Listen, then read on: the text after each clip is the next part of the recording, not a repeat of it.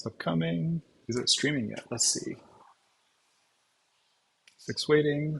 Cool. It should be streaming. Okay, I'm just waiting for my iPad to catch up, maybe. Go.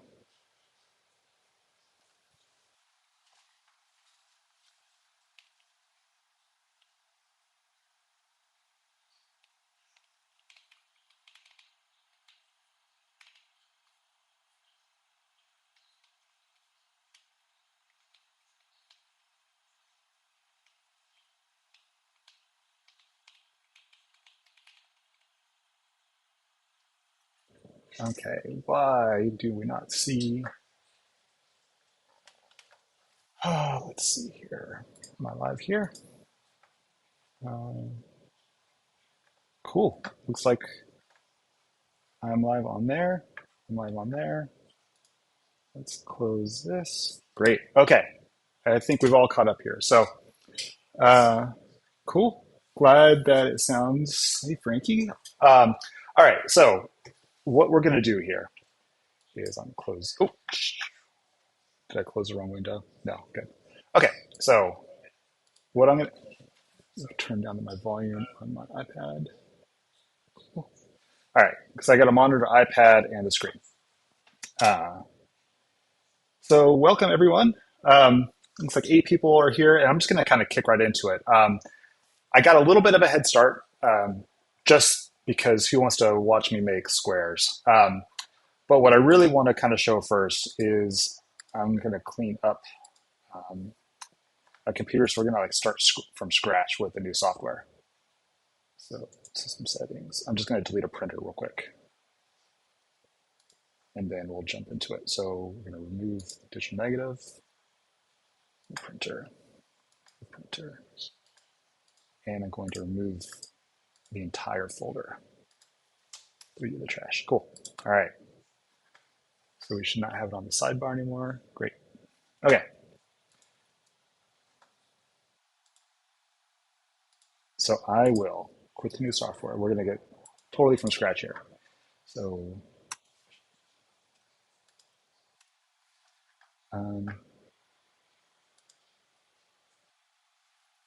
okay. Sorry, I'm hearing a beep when I do my hotkeys to switch. Sorry you had to see the whole thing here. So, all right, the new software.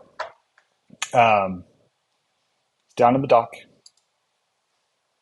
So first things first, we're not going to do the QTR install script renaming dot command file. All that new stuff is going to be built into the new software.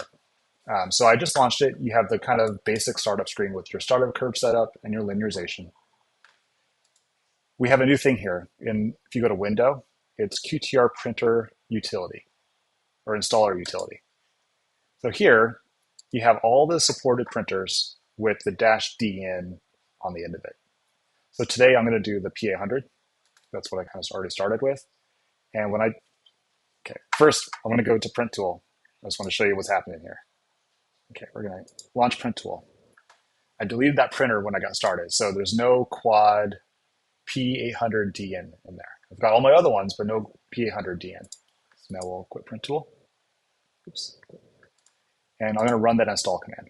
And what it does here is it creates that QTR QuadTone quad P800DN folder for you.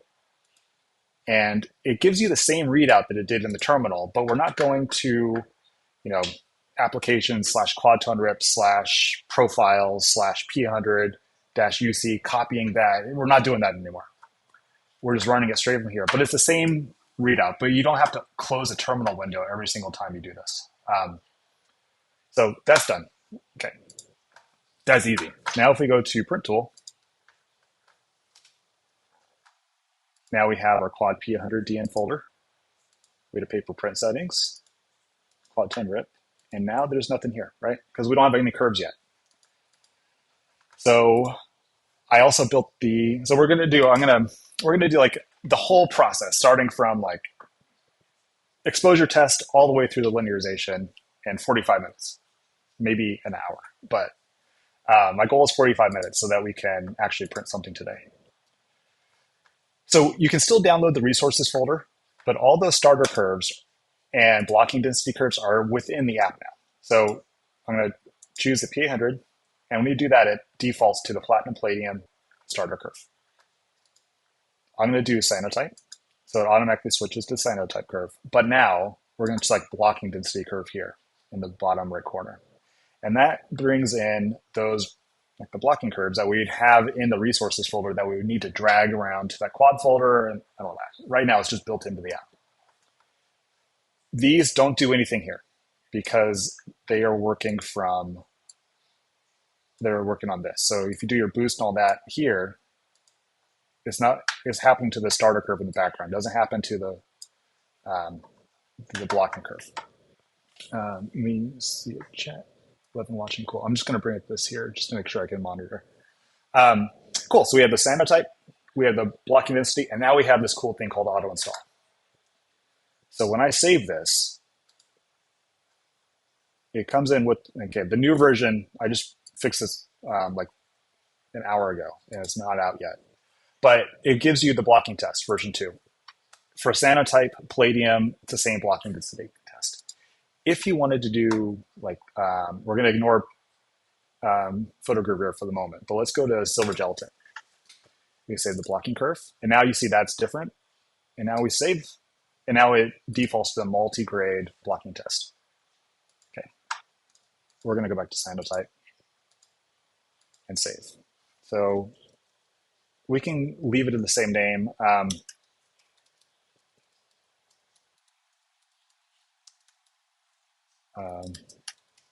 Blocking test, and watch what happens when I press save. It gives you a new pop-up that says successfully saved the right curves. Okay, let's pretend, and then it pops up the window so we can actually view it in curve view. There we go. There's our blocking density curve.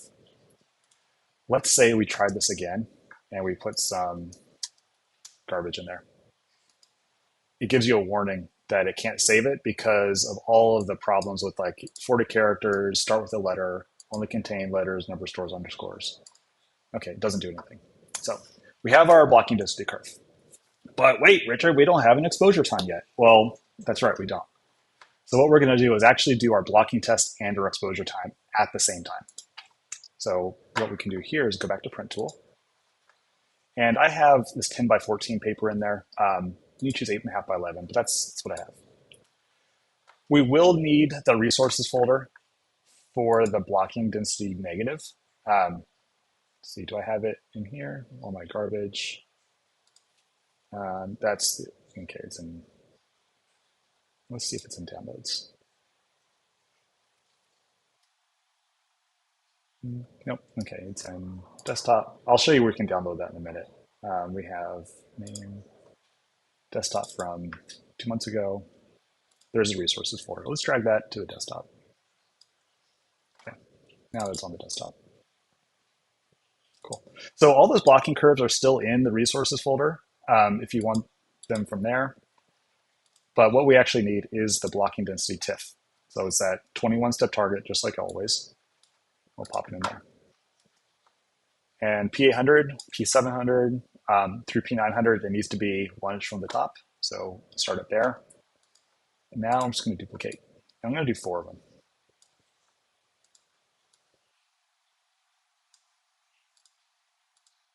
Okay.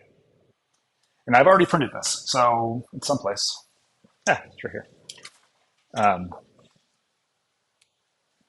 So you should see my face now, but there's the one I printed. So it has all 4 blocking curves on there. We're going to make sure we're set to no color management, back in print tool, and we can go to run print. QuadToneRIP. And now for curve 1, we have the blocking density test because it auto installed it. We don't have to run the terminal command anymore. So we're going to do sheet feed 2880 super unidirectional for this, and we'll hit OK and I'll run our print. I already did it though. So we'll hit cancel. All right, let me go grab that print. It's in the dry mount press. We'll show you what that looks like.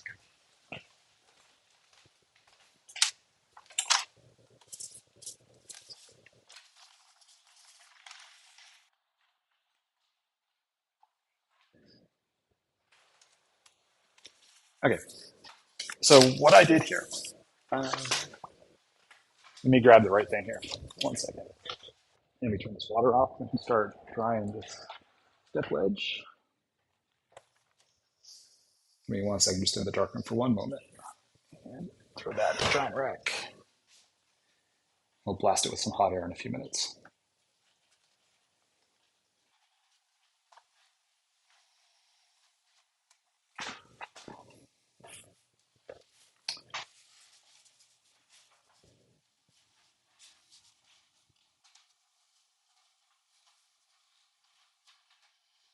Okay, so what we did here, we had our cyanotype.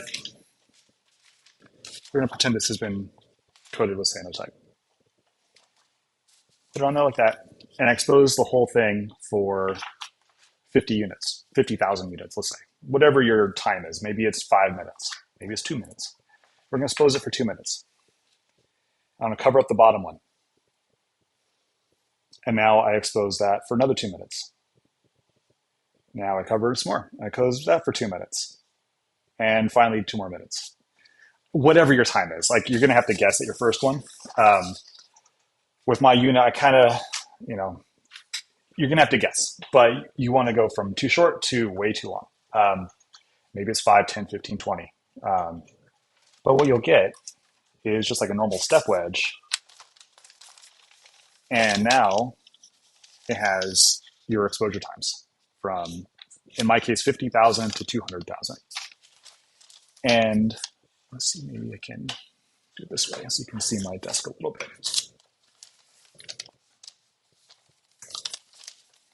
So we have 50,000. I can still, so obviously there's like the border of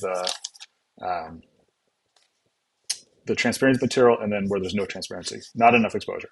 Same thing here, there's still not enough. You can see a difference between the two. I can still see a slight difference between these two right here, right? But at 200,000, that difference basically goes away. Yeah, I'm seeing that you can't really see it, but I think you get the idea, right? You want to make sure that where there's this transparency material, and then this not coated area here, where you don't really want to see a difference. And I did this fast because I was running out of time. But maybe I'll go 250,000 or 200. I mean, you get the idea though, right? You also make sure that this density and that density are the same. But we also have our blocking density here, and that's fogged. I think I know a reason why it's fogged, because I'm using translucent paper, right? There's a lot of halation coming in from the sides. So what I did on this next one is actually exposed it on black paper, and we'll see if that makes a difference. But now we have our blocking density. So I actually chose 175,000 units because I was afraid of the fogging here at 200. So if I count up here, we have our numbers. I'm going to find the first white patch. So I see some tone and fog at 35 here. I went to 40. So I'm saying go to 40 in this case, which is different than the old version, because I actually build more yellow ink into the new starter curves than the previous curves. So I'll show you that now. So we're going to switch back over to the desktop, and we can minimize our print tool here. Okay. And we'll go back to the calibration software, and we can go to our starter curve setup, choose cyanotype again. So it already comes in okay, when you update it, it updates that.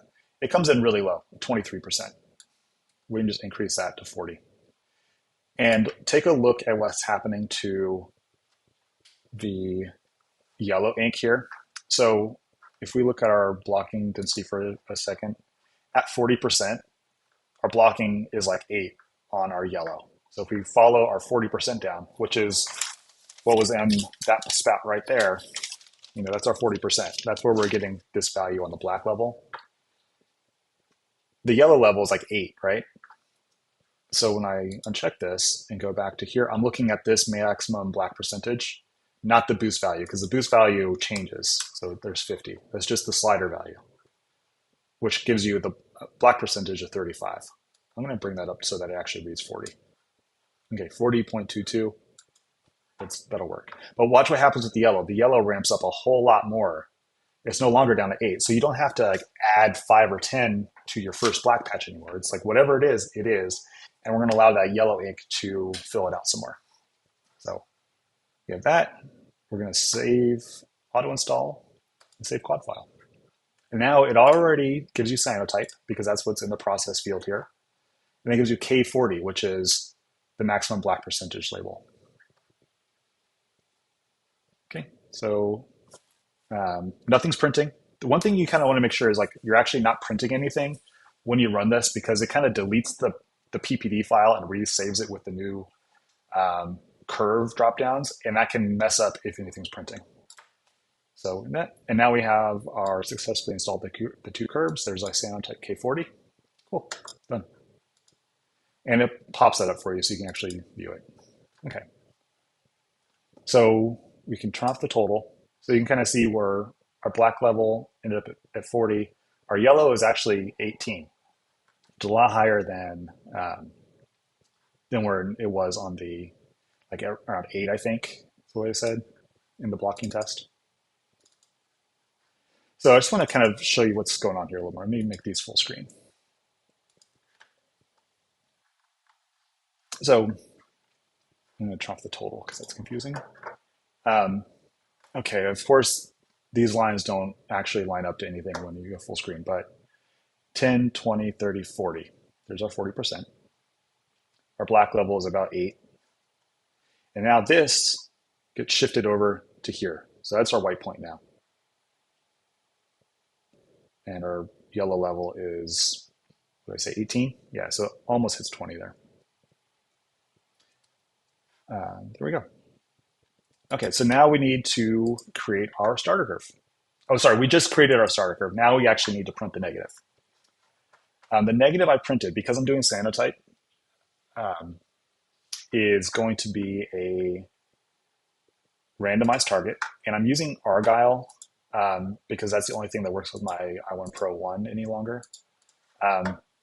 We can later, we can talk about all the different kind of measurement devices that you can use. But I'm just going to use the i1 Pro because it's my, I don't know, my safe place.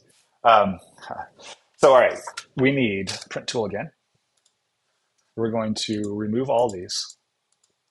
You can press Command W to remove them as well. And I'm going to just go File, Open, Recent. And there's my randomized negative. So that comes from this Argyle references folder. And this is a new negative I created. So we're going to drag that into here. It has a start and end label on here for the randomized values, but also has like the 128 randomized and then this normal 21-step target here. So now we can print this. So we'll go no color management, run print, and we'll choose from the drop-down menu now. So we're going to double check this. So when you run that install, the auto install, sometimes it'll remove whatever you had printed last time.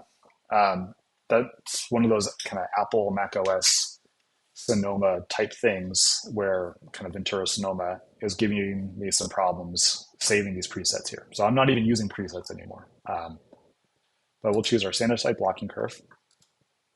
I did bidirectional just to make it faster. For this one, it's okay, it doesn't matter. So we'll go okay, and we'll run our print. But time warp, we have our negative already. So yeah, that's what our negative looks like.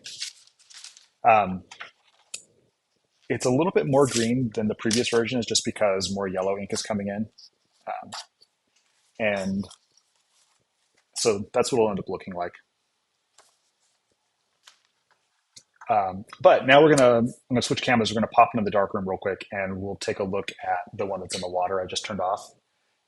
We'll give it a quick hair dry and then actually set to measure it. And we're gonna use Argyle to measure.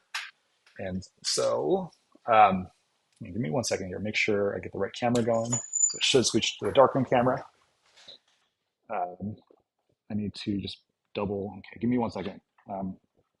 Cool. All right, so yes. Just step over a tripod here. I'm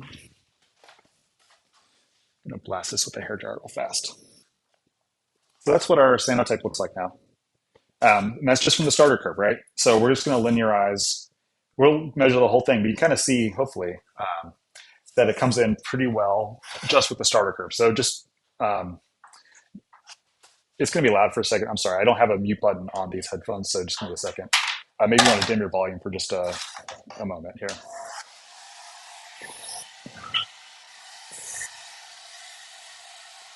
And this is one of those do what I say, not what I do things, because I'm going to speed it up by just getting some paper towels, blotting the front. So what you do is like dry this normally, use a hair dryer on it, but process and dry normally so that what you did when you're in your calibration is going to look proper when you do your final print. You just want that consistency, right? But we're on a live thing here, and I don't want to waste my time or your time on the video. So we'll just try to speed this up some more. So just work that inside of that tray.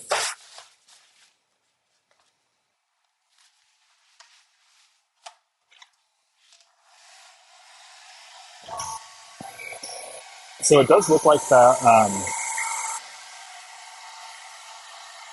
Exposing it on the black piece of paper in the exposure unit did help with some of the bleed. So that's good.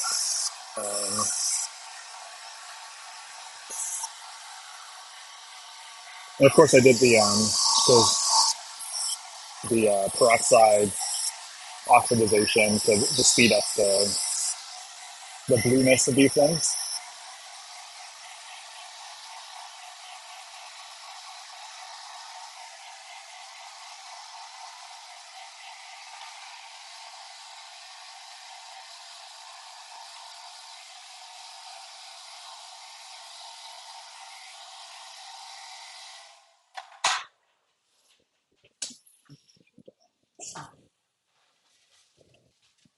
Let me grab another piece of card. Oh, I've got this bad paper, right?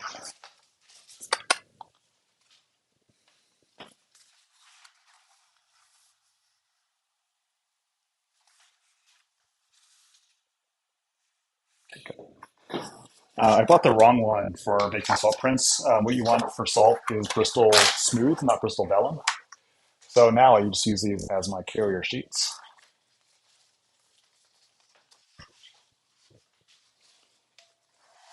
So just in the middle,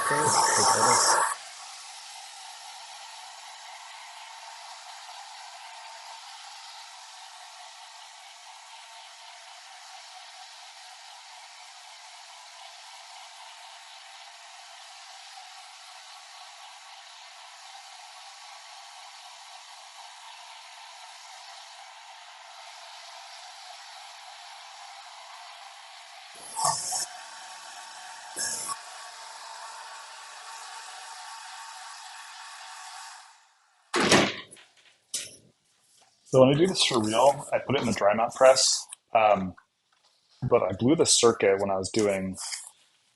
I think I can do the dry mount press. Why don't we do it? All right, I'm going to spin this whole stuff around the other camera. We'll do the dry mount press, and I'll just put it in there, and I'll show you what. I'll get the dry mount press fired up, and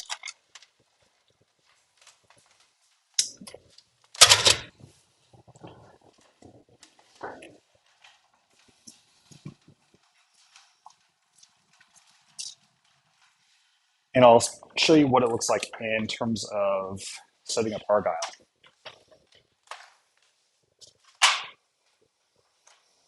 I don't have my vacuum frame or my exposure unit or the hair dryer going, so there we go. So we'll let that warm up. I'll put the print in actually.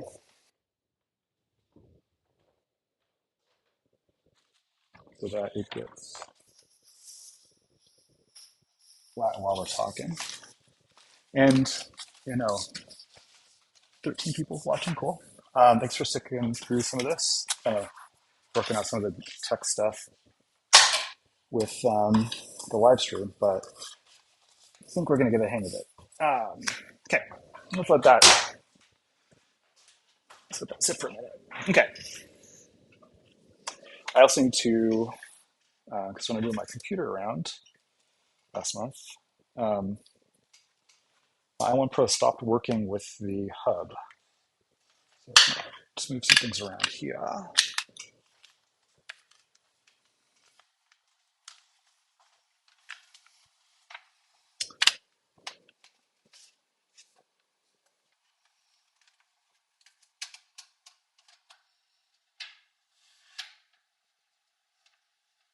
Let me make sure I unplug the right one.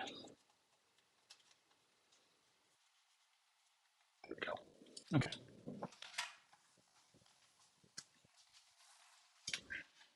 All right, so let's go into Argyle while that's heating up. So I'm using the Apple Silicon Mac Mini from 2020. And unfortunately, that does not work with the new version of I1 Profiler. So on my support site, you'll find this, but it's under the Argyle reference folder. So that's where we got this. And now we have this chart read commands. And that'll just open in here. So this does run in the terminal, and this is an older version of this file, so we're going to just follow along a little bit. So we're terminal. Okay. Don't tell anybody, but I'm writing a GUI app for Argyle, so you don't have to go through the terminal. I'm going to build it into something, but it's got to be open source, so it'll be like a free utility app. But it's really only for doing basic measurements. It's not for like the whole profiling stuff. So first we're going to just copy in change directory /Argyle and fetch tab, and it gives you the actual one that's installed. Oh, look, I did update that. Okay. And then we'll do /bin. Okay. And you see here it says bin. So what we want now is this. So this is why you can't really copy and so watch. For yourself, you would do this chart read dash all this stuff. You copy this and paste that in. Then press the space bar. So you have a space between the dash in and you can read down here what all these flags mean. Now what you need is the reference file, and that's the TI2 file. So that's it there, 28 random, 1024 TI2. And you would drag that to here. And then click back here, forward to get undo the highlighting, and then backspace to get rid of the .ti2. And what I did, I just copied all this, and that way you get your user account and desktop for that. And I just saved it into this file here. Cool. Go to here, and it's going to look up the reference file and figure out how many patches are in there. Now it wants to calibrate. So on mine, it's sitting on the thing, and I'll press return. And if we cross our fingers, great. So it's ready to read row A, which in this case is the first row. Give me a second to see if this has flattened out a bit. Yeah, looking good. Okay. And while we're here, and this is heated up, let's flatten this guy.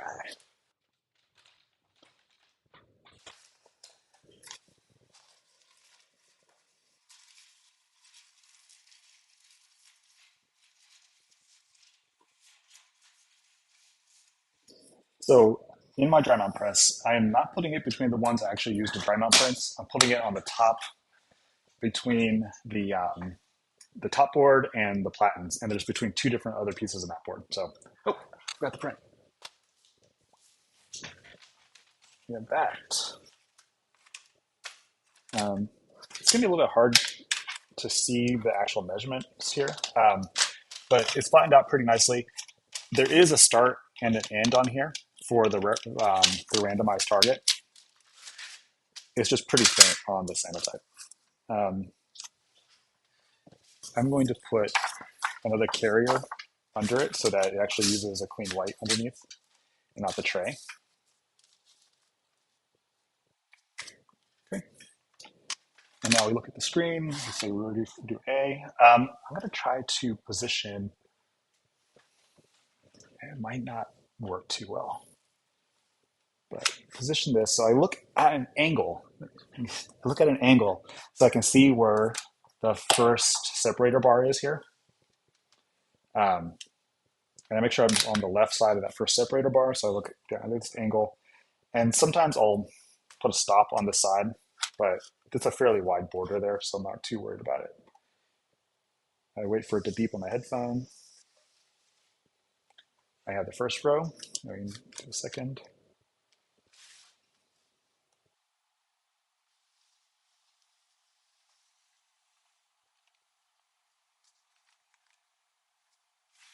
And in my headphones, I actually hear the computer audio.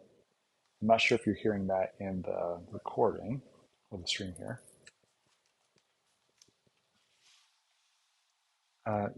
What is Argyle? I'll give me a second and I'll explain. 1, 2, 3, D.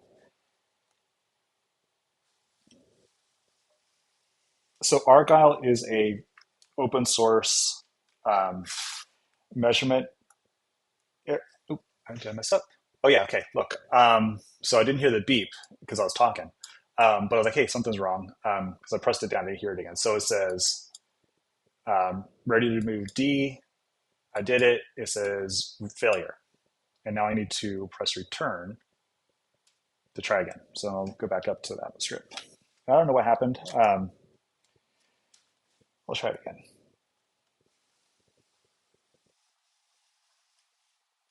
Okay. Okay, Argyle. Um, Graham Green. I'm sorry, I don't know his last name.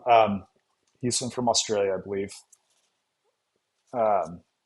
Okay, this is. I feel really embarrassed. I'm not sure if it's Australia or New Zealand, um, but he is a great developer and created an open source full like profiling suite, but it is a command line program. And it has a lot of support for a bunch of different measurement devices. And with the M1 Mac Pro or Apple Silicon stuff, I1 Profiler, who makes who made the profiling software for the device, which is actually this is the X-Ray one, um, no longer support it for this older device. So you need to use this open source one, which works great. So okay, it finished reading it here, and it told me it was done. I pressed D for done, and I'm going to jump back to here. Okay, now we need to save this someplace because what it does is just uses this. It uses the file name for the reference file, and it puts it in here. So there's the new one, right? There's the new file name. We're going to retitle that. Actually, what I'm going to do is go to. Oh, right. I need to move this to the sidebar, right? So I have quick access to it. There we go. I want this file name. And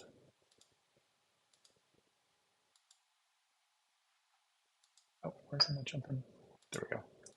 TI3 is the measurement file. So it's 175K units and vellum. So I'm putting in the cyanotype. It's the profile name, the quad name, the paper at the end, and 128 by 1, or random. Let's do random.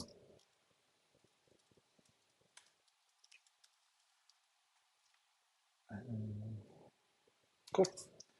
Now this, I'm going to put, I see I have this measurement file thing in the sidebar and digital negatives. And then I go to cyanotype. I have them broken down by printer in here and other people. There's the P100. So you see my older ones there. I'm going to make a new folder within P100 and put and version 3, just so I know like what we're using here. Okay, here we go. So I move it out of there, and now if I actually, let's do this. Open with, because the TI3 files in my app will actually open directly in them. So you can drag to the dock, and it'll automatically open in the linearization screen. Okay. So this is what's new in the new version here. And I'll try to move this off to the side so you can see a little better with the screen share here. So you can drag and drop. You can go to File. It has the Open Recent in here. The Open isn't working. You can go to this Open there, or press Command O. Oh, that's broken. Okay, you have to open measurement file, and we would navigate to here and open also. I just drag and drop. You can drag it directly into the screen from the Finder window. So let's look at this. We have a really big problem with our first measurement. So I just kind of glanced at here, and it looks like I caught. So when you have the TI2 and TI3 files, it automatically descrambles the random patches for you. But on this first one, I have a little problem at the beginning, and that's just fog probably from the cyanotype. So we're going to manually adjust the first one. I'm going to guess and say, okay, it's 92, 90. I'm going to call this one 95. So you can type it in there, and it automatically calculates. We have another problem here, and we'll figure out what that big spike problem is. Or you just do the smoothing, and it'll smooth it out for you. One cool thing in the new version is you actually click on the points here, and you can drag the points up and down to smooth them, like to smooth those outliers. You can also click on it and hit delete. Oh, something, okay. First responders not configured. You should be able to hit delete, and it'll automatically average the two. But the new smoothing function here, there's no more smoothing 1 and 2. This is that sliding window. So at the top, okay, I'll explain a little bit more first. We have L values that are measured are the black dots. I can smooth those a little bit, just because I can't help myself. But the black dots are the original measured values, right? Smoothing is turned off, and that's why we get all these big lines here. The red line is that smoothing. That's what comes out of the smoothing algorithm. And that is what gets fed into the correction curve lookup formula. So what you don't want, I mean, I've fixed a lot of the problems with the smoothing, so that's why I don't need both of them. But you see it kind of splits the average between them because it's a moving window. So at the top, the window is very small. So because you don't want to average too many values down here into something up here and distort the what goes into the smoothing lookup tables, or inside the linearization functions. So we can smooth that up a bit, and that window gets larger, and now it's smoothing 21 adjacent values from whatever that middle point is. And that window keeps moving down until it gets close to the bottom edge, the shadows, and that window starts shrinking down again until it gets down to nothing. That's why we're not smoothing out, or that's why we are smoothing out that value right there. So there's the big table. You don't have to go in and manually adjust these anymore, kind of like the old version where there's bad outliers. You can click and drag, or just let the smoothing function do it for you. Cool. So right now, we actually have a correction curve. So if you were using, let's say you're using advanced black and white to make your negative, you could go down to here to the output and save a Photoshop correction curve either as an ACV file for like a curve adjustment or a .cube lookup table correction. We're using QuadToneRIP, so we're going to actually open that quad file we used to print it. So that's why we have that folder shortcut in the sidebar. That's the starter curve we used to print with. And now we can open that. So as soon as you open it, it is linearized, right? If I turn off that smoothing there, you can see all those jaggies from these outliers. Oh, let me turn off the dry mode press. Shoot. I forgot there's no switch on there. Okay.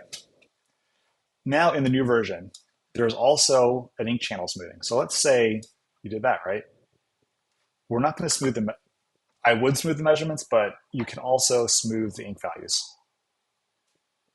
So that's just a new slider. So what you do is adjust that. If there's still like, some weirdness in places, you can increase this smoothing. And depending on how tall your peaks are and how sharp the up and down ramps are, you might lower your overall densities because it's just doing a very similar function as like that sliding smoothing average, smoothing window for the measurements. That's kind of being applied to the ink values as well. So I haven't found much of a need to use this, but we built it in there. Okay, cool. So we also have our color samples. I pressed the show color samples button. And what that shows me is the color. I don't actually smooth the A and B values. I probably should, but I don't smooth the A and B values. A is the faint red line here. So if it goes -0, that means it's going towards green.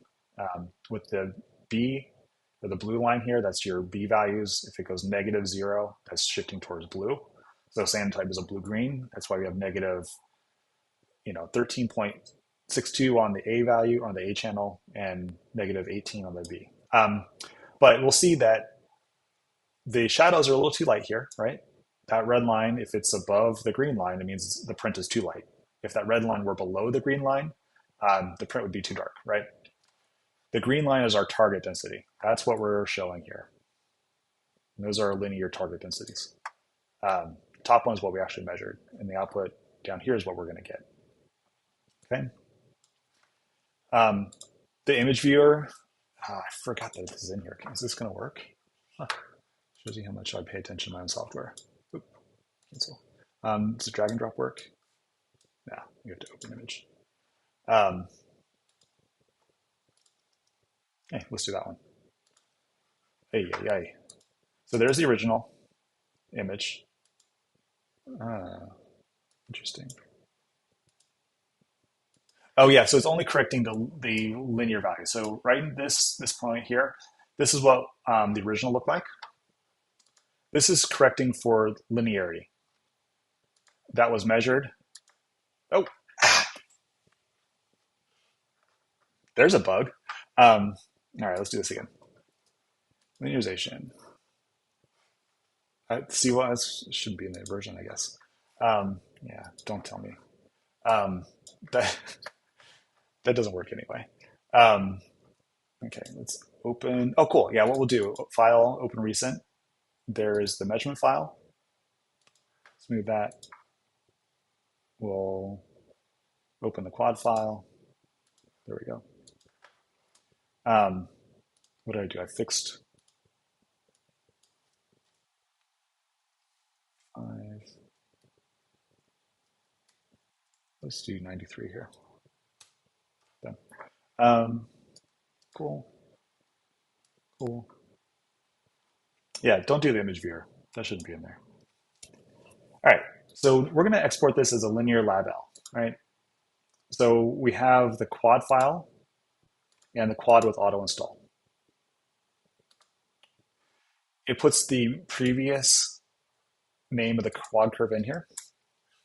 So now up to LAN for linearized, right? And it saved, installed that, and then pop that up. We also we have this drop-down menu here for perceptual rendering, which clips the shadows and kind of gives you that black point compensation. In this case, I do increase that smoothing because I don't like how much that is clipped there. So I boost the ink channel smoothing. What we can do is fudge the bottom number. Yeah, there's a little reversal there. I think that's maybe what we're seeing. So let's do 22 and 20. Okay. There we go. So that blocks up our shadows a little bit because of the relatively low Dmax.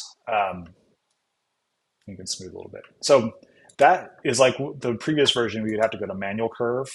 And so I just reset that to a linear line as soon as I opened. But before, this button used to say load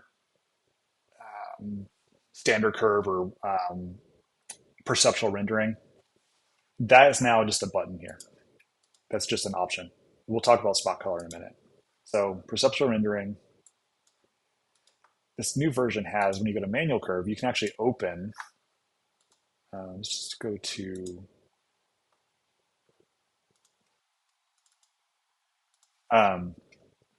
look, we have a contrast boost here.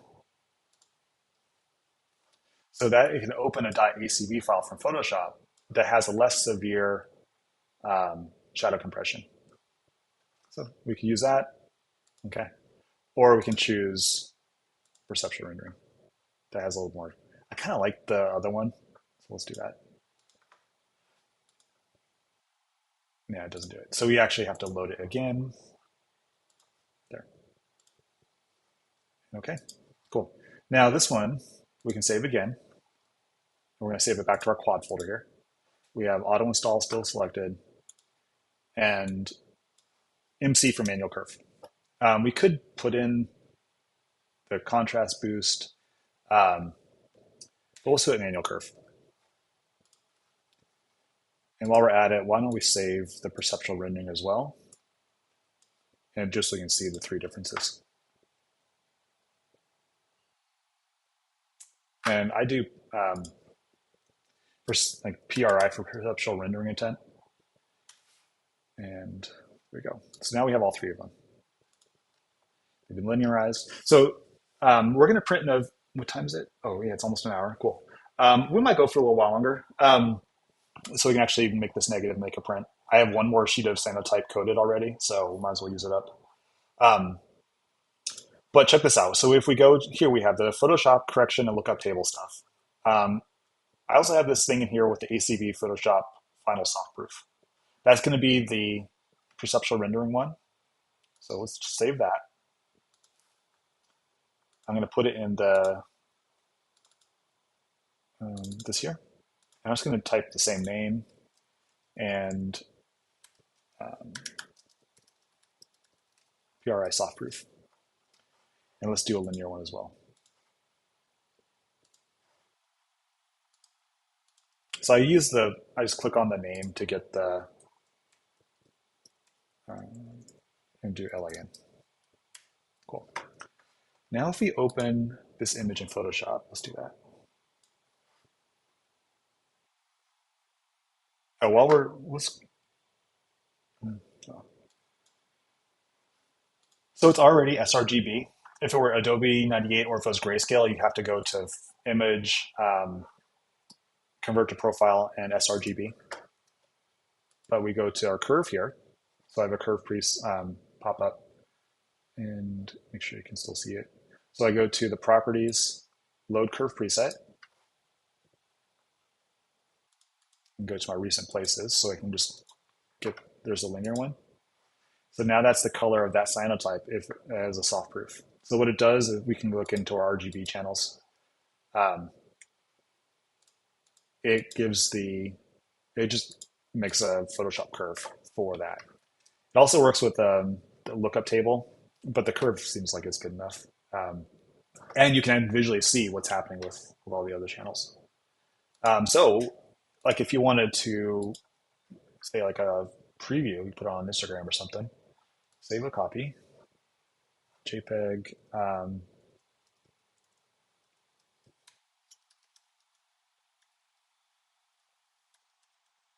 done. Cool. And we can also just open the perceptual rendering ones also as well. There we go. So you can see what happens with the perceptual rendering shadows. It just blocks the shadows up a little bit. Okay. Save. All right, let's make that negative. So why don't we make actually that print, right? Um, so I had, ooh, question is, where did I put it?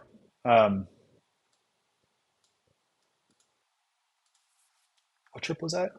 That was a long time ago. Oh, geez. Um,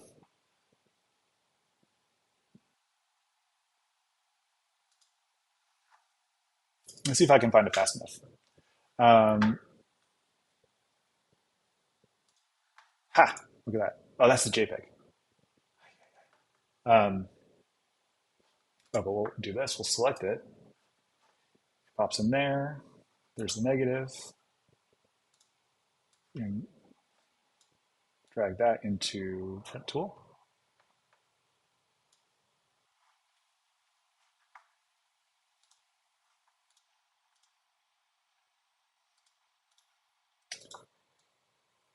And we'll do it this way.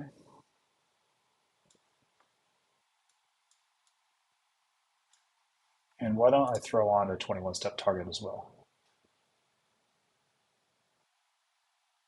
Ah, I don't have one. All right, let's go to the resources folder. 21-step grayscale negative, and pop that on there as well. No color management, run print. At this point, actually, I've been having problems with some things where if the target, if this is tagged, um, and it says no, I'm going to do print driver managed. The software assumes everything is gray gamma 2.2, so there's no problem doing print driver managed.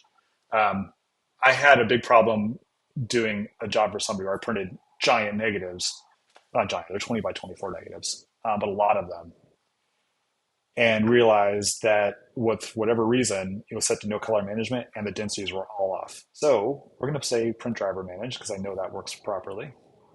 We go run print, printer options, QuadToneRIP. See, now we have the auto install selected, so we need to, let's do a linear one. Super bidirectional. Okay, let me throw on some transparency material and we'll make that real quick.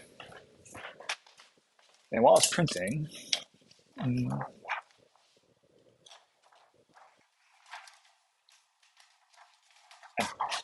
so this is, um, what I say, this is 10 by 14. This thing here is probably 11 by something. Yeah, it's 11 by 19. I'm not going to go into paper print settings and change the paper size.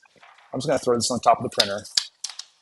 This might not work if you have a P700 or 900, but I'll just trim down as needed. Um, oh, right, I unplugged it for the i1 Pro. All right, give me a second. Okay, what if I plug this into the hub? Do you think it'll not work? Take some bets.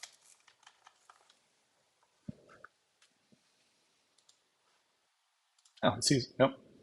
Does it see it? It does see it, cool. All right, then I don't need to unplug that anymore. Cool. All right, so what we're gonna do um, is I might, while that's printing, I had the prints we made last week. Why don't, oh, so Larry, yeah, I'm sorry, I just saw your comment there. Um, the You don't need to delete the old ones. I mean, nothing happens. It's a totally new version. You can still get the old one on the website if you need to re-download it. I mean, it's up to you. The If you try to open a quad file, the only software actually opens the quad files in directly is the new version and like the real, like the one for inkjet prints. Um, One of the later versions of that software, I allowed opening the .quad files in here and in here. The Pro version, that's being updated still. So that still has the old linearization um, um, methods. I'm using the new version for everything. The only thing I use the old one for is for custom curve creation. Um, from the ink separation images. Everything else I'm just doing in the new version. Um, the custom curve stuff in the new version of the Pro is going to be something special, but it's still working on it. Um, okay, that's printing. Let me. I was going to say let's do the waxing of these, but I mean this has got to dry anyway. So yeah, why don't I do a waxing of the one of these prints here? So I'll do the Joshua Tree first, I think. Um, so that was from last week, the Palladium print on that vellum. So you can see that through the backside. This is not a translucent vellum, but it is like it's thin. I put it through the dry melt press. It got real nice and flat. Um, there's a couple of white spots on it, so I might just before waxing it, just pencil those in. So it'll be a little bit further away, but it still should be okay. Um,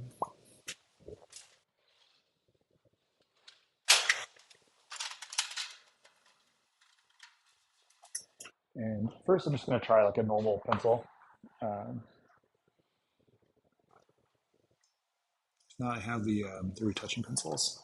Yeah, the normal pencil should probably use the proper thing because it's going to change the reflectance of the print. I have warm tone spot tint, so let's use that. Good.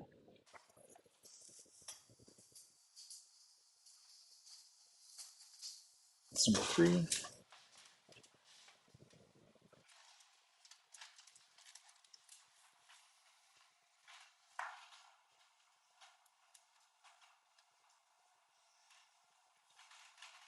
I'm going to get a pipette and put that in there for a second.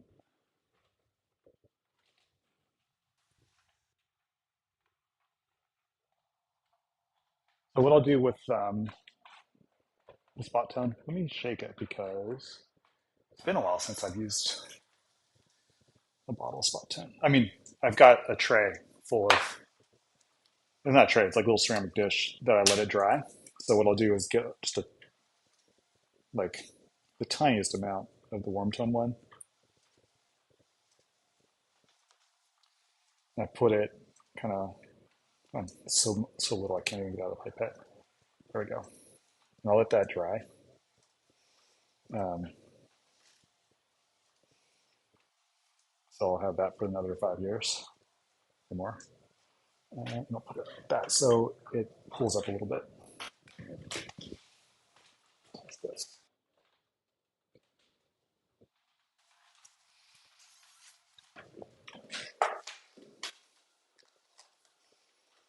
Okay.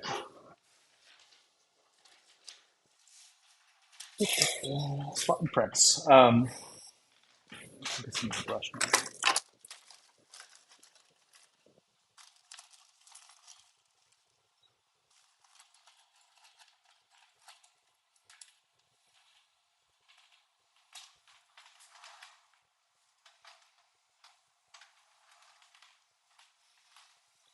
I drank some coffee so that I could pre-tone my spot tone with my dilution agent.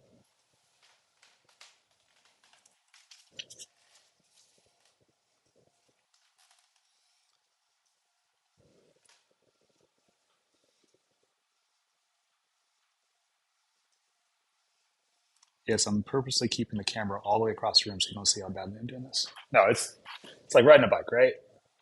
Um, okay, negatives done.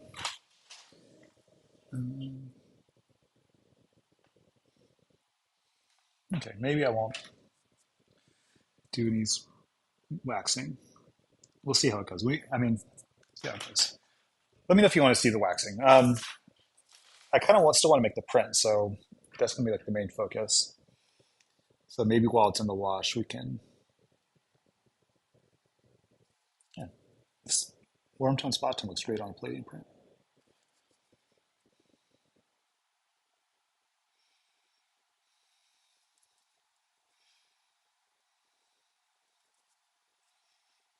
Oh, that's a star. Oops. Oh well.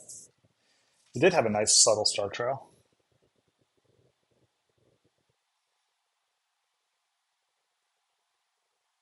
All right. Okay, so we have a negative. All right.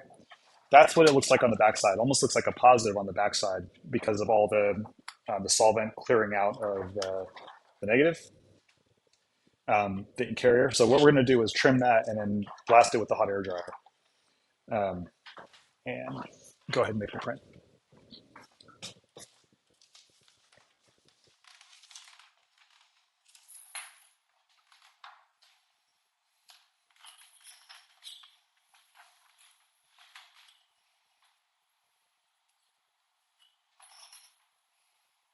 Oh, this is a longer sheet, so maybe I should be careful about cutting it so I can use some more.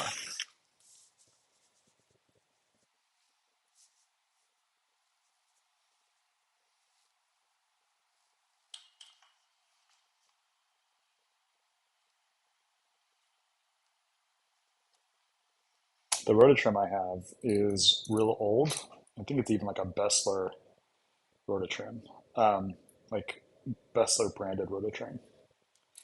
And it folds the transparency material over. It still works okay for paper, but I feel like a straight edge and a razor blade.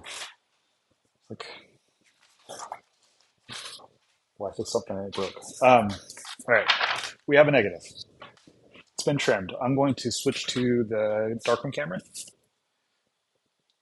and we'll hair dry this. And how's my? Okay, I can put this down.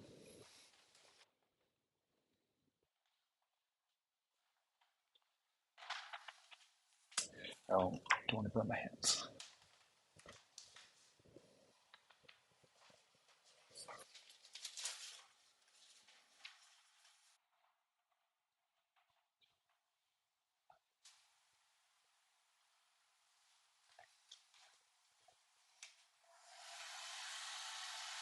So it does need to be dried. Sorry about the loud noise. Let's have it for a minute, or mute it.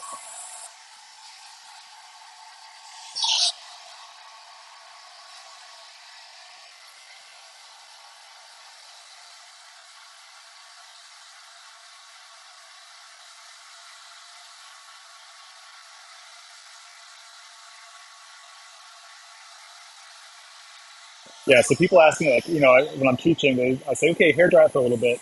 And they're like real lazy, kind of gentle. And I'm like, no, get in there. I'm blasting it. Like, stuff takes long enough as it is, especially for test prints, right? Like, so what I'm doing lately is I have my big magnet panels, and I usually just hang them up on the magnet panels, like a print the day before, like whatever I'm going to print the next day, for like real prints. Let them sit up overnight. It's winter time in here. I came into like 21% humidity this morning. I've got my black material here, and that is fairly clear. Let me do just a little bit more.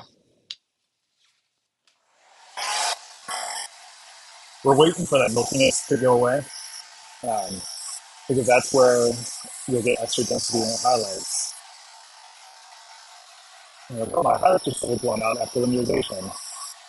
That's because I went too fast on. Yeah, so I'm not sure if you heard that, but yeah, there's some milkiness on the white patch right there, so I'm not going to worry about that. I'm not sure how much you can see there. Um, I'm not going to worry about that. I don't have blown out highlights in this image anyway, so nothing is really 100% anywhere in this image, so it's already been cleared out. Okay, so that on. We have this. This is dry. Okay, I didn't coat enough top and bottom, so I'm actually going to clip off. I'm going to crop my own picture here a little bit. I still want that 21% negative at the bottom. Yeah, I should have like looked more carefully at the size of the negative prior to printing, or the image. I just kind of dropped it in there and put it 9 inches. I knew I had 9 inches side to side here, but let's put it on there. Okay. So I'm gonna, because it's so crinkly, I'm just gonna tape this to the carrier, which is in this case my black board. But it's not a board. It's material that came out of these old Azo boxes that wrapped up the paper. Um, it's like that waxy black on the outside, nice smooth on the inside. So I'm just using that as my carrier, so that because it's the thin translucent material, if I had lots of highlight stuff and like sharp black lines versus my white areas, or like lots of black area, that might bleed into my white areas. So by putting on the black border is not reflecting back up through the paper and exposing the surrounding areas. So, okay. Well, I'm not going to worry about the camera for the moment. I'm just going to pop in the exposure frame. You can still see it.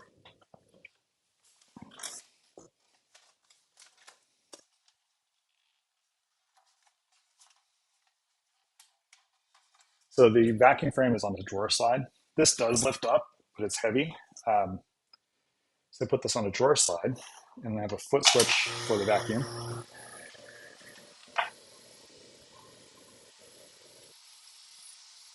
And then I'll set my exposure on my, turn the light. 175.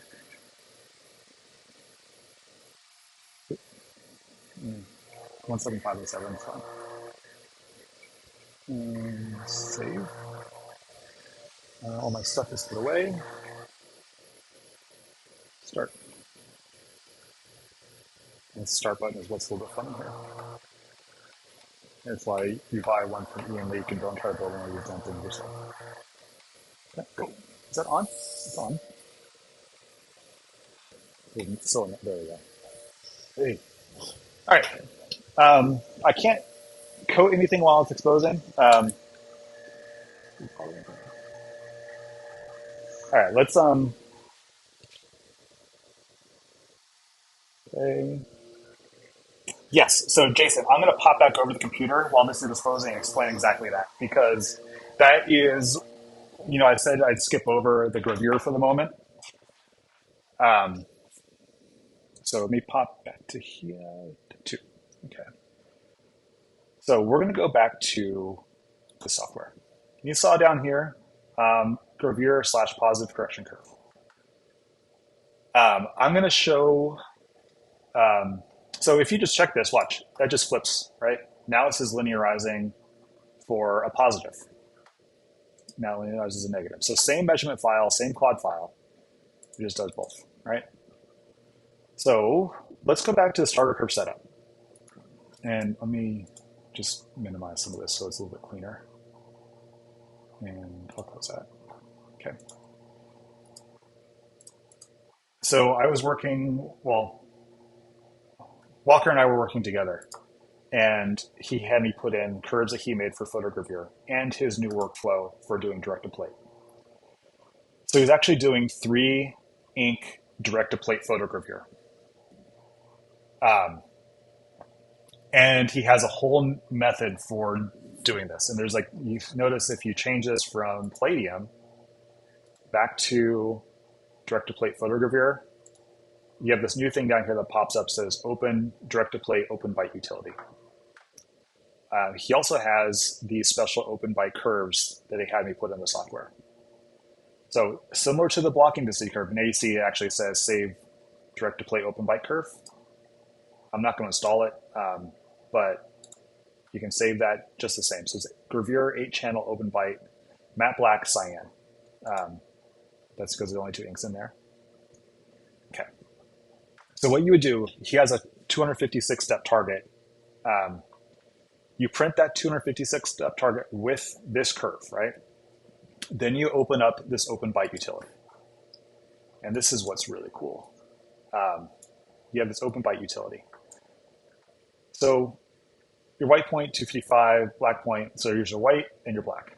You're going to look on that 256-step target to the point where you get open bite, right? Like where the plate doesn't hold any more ink. Um, and so you figure out whatever that number is from 255 to 0, right? Let's say it's 40. Watch what happens here. This is cool. Let's say it's 46. The black percentage comes from here, 36.98, 36.98 here. It automatically adjusts the total ink load to reach that value, and it adjusts everything else accordingly. So it's not doing anything with the black boost, it's doing it with the total ink load.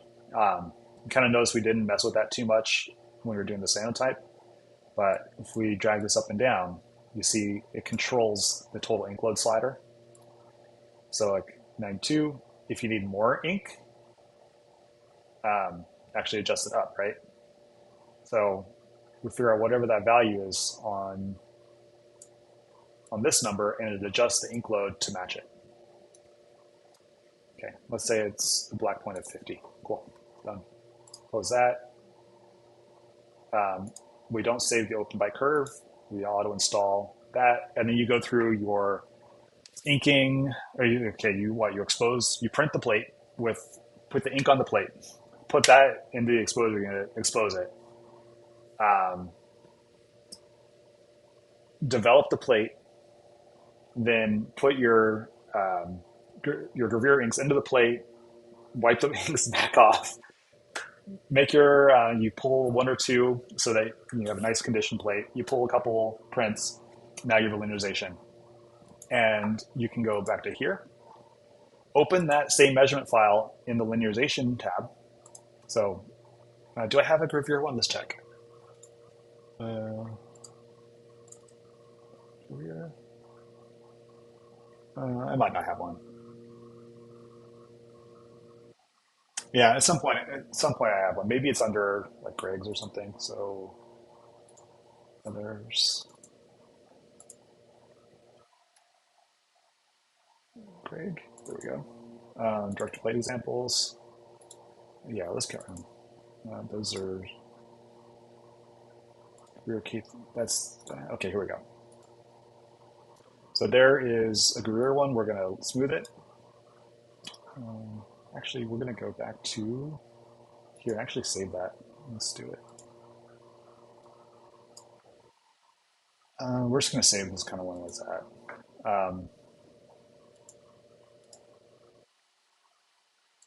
Cool. Fine. We're going to open that. Okay. And now we need to check gravure positive. So this is fairly linear as is, so there wasn't much of a correction. You can show the before and after. So the lighter ones in the background are before, and here's after. I'm going to do some smoothing and go perceptual rendering. And so you see what happens in the shadows now. So these are your shadows and not your highlights anymore because we're on a positive. We have linear, and we have perceptual, so that it makes it darker here. It adds more ink to your plate to make it darker. So kind of a long-winded answer, but yes, that's the demo of the using gravure. I mean, it's like the speed run of doing a gravure print. So let's check that cyanotype. Let me flip back to this camera. Okay, it's exposed. Cool. So I will change over to the develop mode. Cool. Turn this off.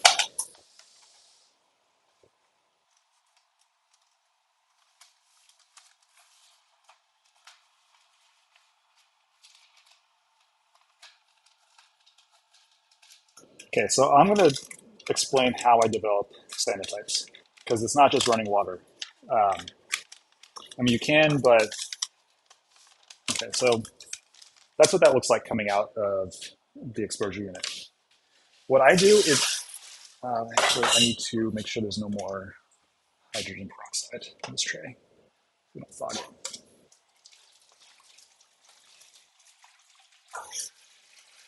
So I mix like a 4% citric acid, and I mix 2% citric acid for 2 liters. So, 40 grams per liter, and dilute that to 2 liters.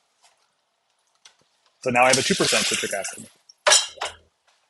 And I'm going to develop for 1 to 2 minutes in a 1% citric acid. So citric acid, 500 mils.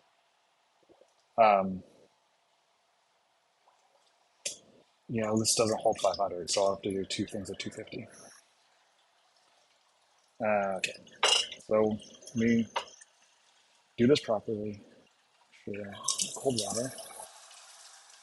So I'm going to have 500 mils in here.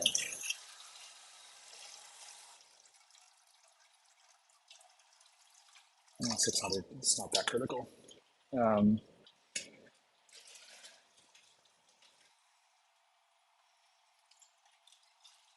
So, right, I try to do this very consistently, but I'm not too worried if it's off by like 2% or something, 0.2% in this case. So give that a stir. We have our print. I'm immediately going to pour another 250 into here. And now we're going to do 250 to 750. So now we're going to have a 0.5% or 0.5%, right? Okay, so I'm going to do the thing where I try to do this nice and smooth. So we're going to let that go for about a minute, minute and a half. And it just helps with keeping everything nice and smooth. I think if, I can move a little closer on that. Is that easier to see? I have my washing tank in the way here. So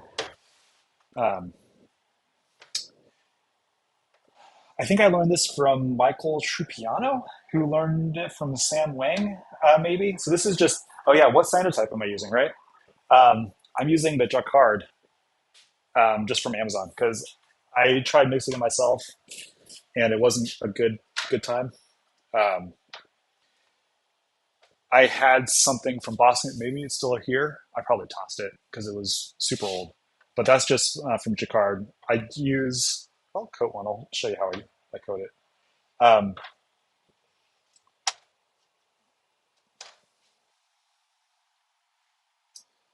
A little dark, isn't it? Yeah, it might be okay. Yeah, right. It still needs to clear out somewhere, right? When I do cyanotype with just running water, it can be really splotchy, like washing too much out in one area, not washing out another.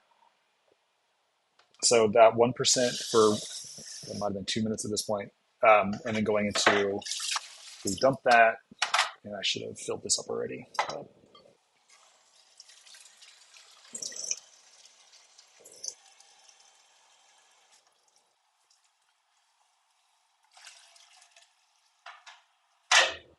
So I can have a liter there. Now we have a 0.5% rinse. And then after this, I'll just do like the running water for like 5 minutes. Then I'll do my hydrogen peroxide. And then go to like the running water here for as long as I feel like, 10, 15 minutes maybe.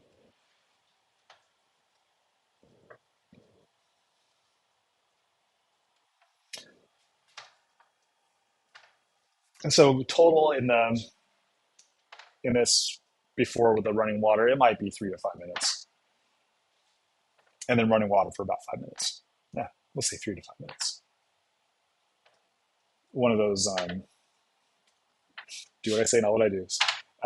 You want to make it consistent. This method of doing the citric acid seems to be more forgiving for a little bit of flexibility than running water. I don't know why. I personally don't like cyanotypes all that much, but I know a lot of people do, and I want to show you how you can calibrate with it. So if you're doing this, I do recommend the cyanotype with the 1% citric acid for about a minute, minute and a half, then go to a 0.5%. Sometimes I'll give in one more diluted from there. But usually just how I do it though, is put that under the, why is it hot? Okay, this is a little bit of water in the line from the mixing valve. And so now I will like running water over it, keep it kind of random. Try not to like put this in one spot for too long. Um, so I'm kind of going back and forth across the top and letting it flow down. Okay, we got 1/2. Cool.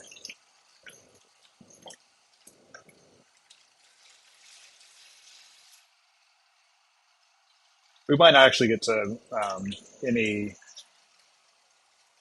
second prints here. Well, okay, let's do this. Let's flip it over so we're not washing off the top. Um, okay, I'm going to show you how I coat cyanotypes. So I'll let that run for 5 minutes. So let me switch this around a little bit.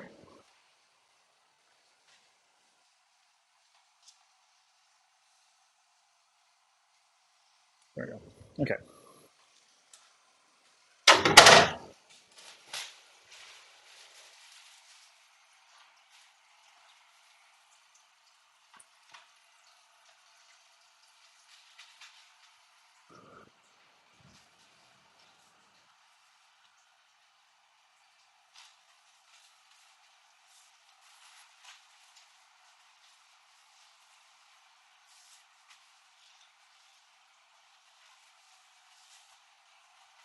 Let me just take a look at my iPad real quick and see if you guys have any questions. If you do, just pop it in the chat and I'll take a look. Cool, it's just that one. All right. Still 13 people here? Cool. Thanks for hanging out for so long.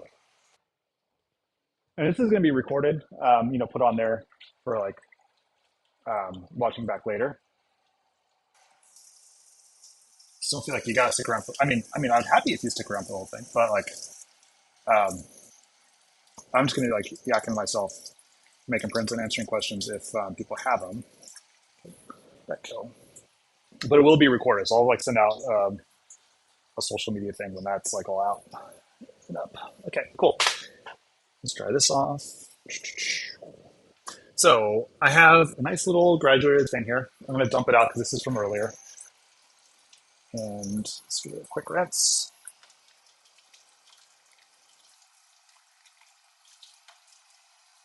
Hey.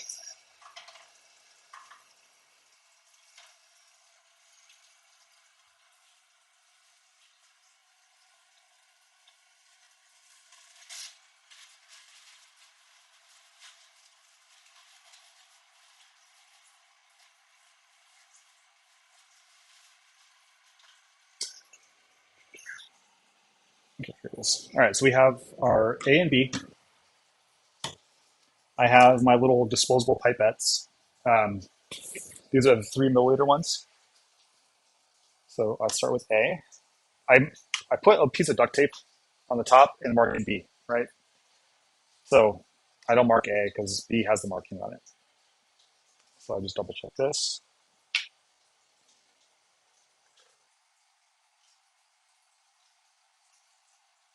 And get 3 milliliters and put it in a little graduated cylinder here.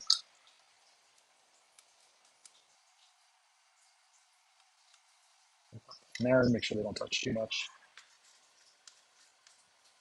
And I do B. And it's just same, 3 milliliters. I don't do any contrasting or anything to this. So I get digital negatives. 3 milliliters.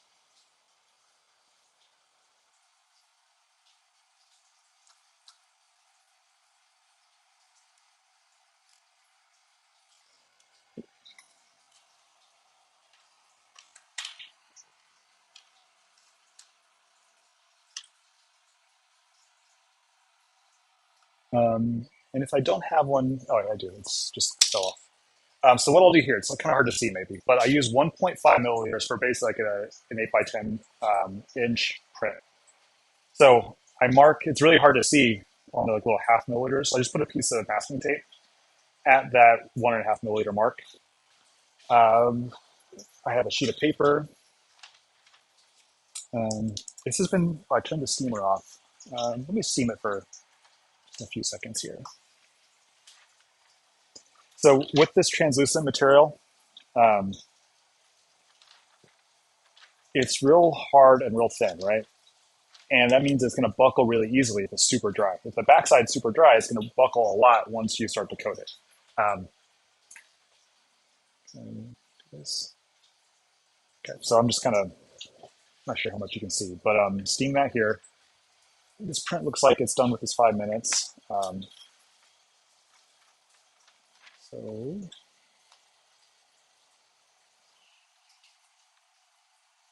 just letting it steam for a little bit. It's not really steam, it's like a cool mist humidifier.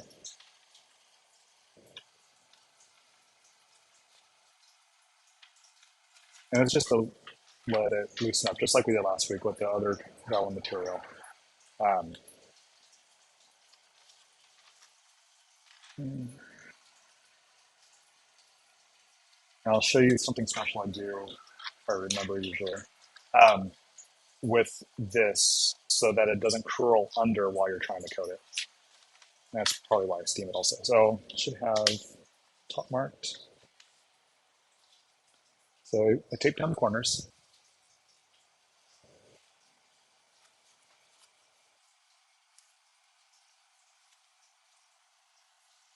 And I tape the middle because that's where it curls under this way.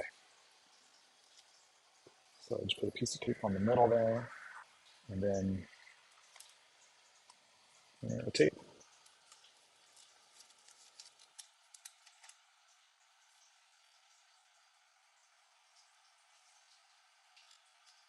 Oh, the back side.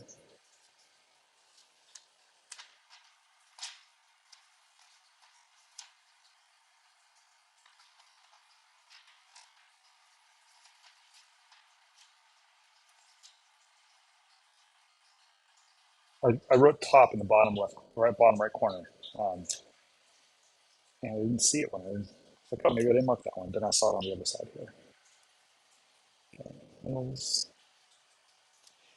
The only time I do these edges are with the hard translucent material.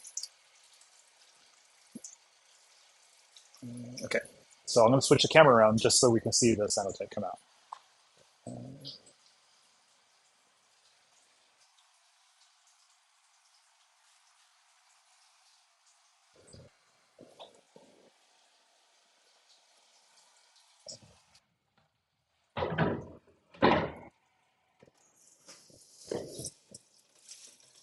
Okay.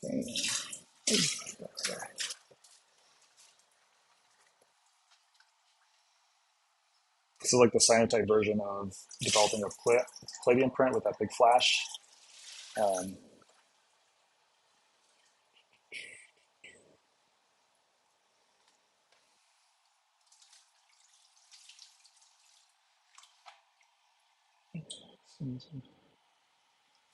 so you get the super cheap hydrogen peroxide.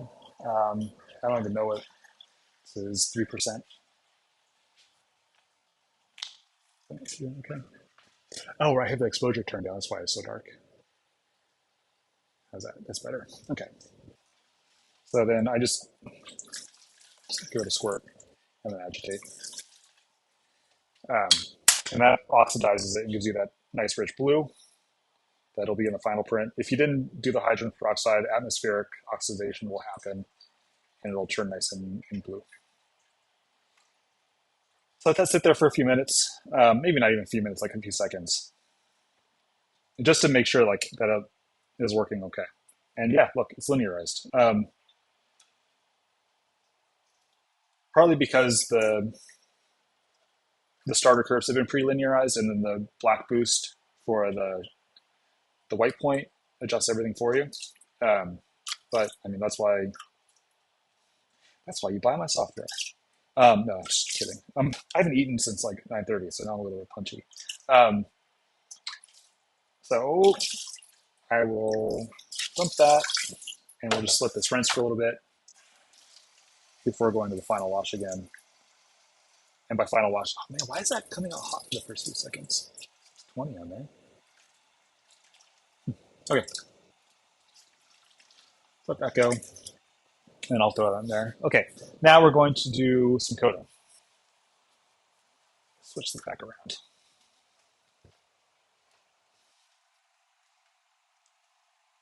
Okay, it's not as bright as it was before. There we go. Okay, then I have this. I have my 1.5 milliliter marked pipette. I have my brush, pretty handy.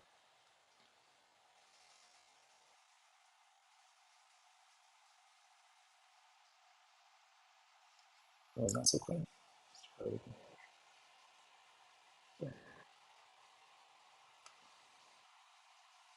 I just give it a squirt, right? And then I use a foam brush. I don't worry about Jack Ryerson brushes for this stuff. It's a pretty heavy coat.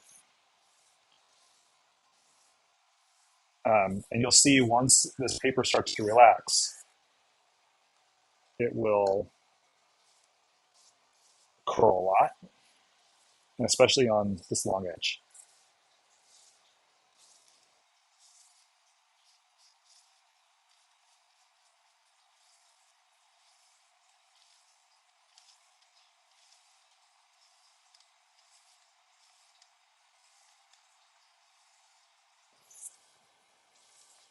I don't use the hockey brushes, hockey HAKI brushes, because they leave too many brush marks. I think the with a hard paper like this, you're not going to damage the surface with the foam brush.